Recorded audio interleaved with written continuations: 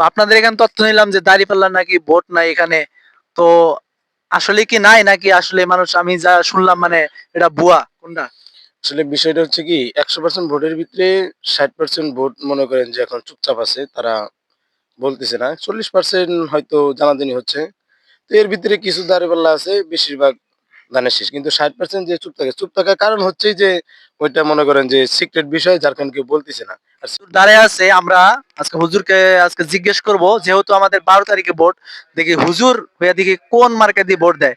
দেশে কিন্তু একটা কিন্তু দলের কিন্তু জোয়ার উঠেছে।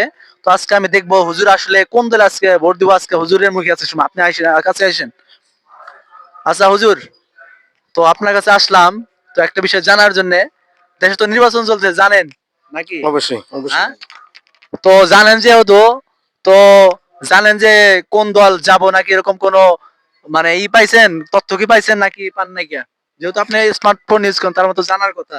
হ্যাঁ, অবশ্যই মোটামুটি তথ্য আসে আমাদের এখানে। আমরা যেহেতু স্মার্টফোন চালাই, খবর আছে। আমরা খবর-টবর দেখি। অবশ্যই আছে। হ্যাঁ। যাই হোক, তো আপনার এবার যে ভোট, তো আপনি বা আপনার পাড়া প্রতিবেশী যে আছে, তো আপনি তাদের মাসে কি দেখতেছেন? মানে কোন মার্কায় ভোট দিব আর কি? আছে দাঁড়িপাল্লা আছে, তারপর হচ্ছে আপনার এনসিবি এর যে বোর্ড আছে, তারপর হচ্ছে বিএনপি আছে। তো আপনার আশেপাশে যারা আছে তারা কোন মার্কায় ভোট দিতে চাইতেছে? আপনার এই বিষয়ে কোনো কি তথ্য আছে আপনার কাছে? এ বিষয়ে তথ্য বলতে আমরা যতটুকু জানি এবার ভোটাভুটি মোটামুটি ধানের শীষ এবং দাঁড়িপাল্লা ২ টি নিয়ে খুব টক্কাটক্কি চলছে। তো আমাদের এদিকে বেশিরভাগ দাঁড়িপাল্লার ভোটই হবে। যতটুকু জানা যায় আরকি। তো আপনাদের এখানে তথ্য নিলাম যে দাঁড়িপাল্লার নাকি ভোট নাই এখানে।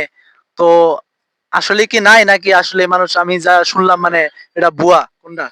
আসলে বিষয়টা হচ্ছে কি ১০০% ভোটের ভিতরে ৬০% ভোট মনে করেন যে এখন চুপচাপ আছে। তারা বলতেছে না। ৪০% হয়তো জানাজানি হচ্ছে। তো এর ভিতরে কিছু দাঁড়িপাল্লা আছে, বেশিরভাগ ধানের শীষ। কিন্তু ৬০% যে চুপ থাকে, চুপ থাকার কারণ হচ্ছেই যে ওইটা মনে করেন যে সিক্রেট বিষয় যার কারণে কেউ বলতেছে না। আর সিক্রেট বিষয় তো অবশ্যই কোনটা হইতে পারে এটা সবাই জানে।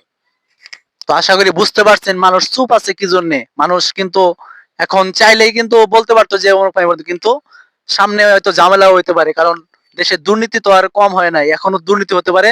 এর কারণে চুপ রয়েছে, যখন ভোট দেওয়ার তখন কিন্তু দিবে। তো হুজুরের কথা শুনে কিন্তু এটাই আর কি বুঝতে পারলাম যে মানুষের চুপ রয়েছে কি জন্যে। তো আসলে মানুষ চুপ থাকার কারণ কি অবশ্যই কমেন্ট করে আপনারা ভিডিওতে জানিয়ে দিবেন। সে পর্যন্ত ভালো থাকেন, সুস্থ থাকেন। ইনশাআল্লাহ দেখা হবে অন্য কোনো ভিডিওতে।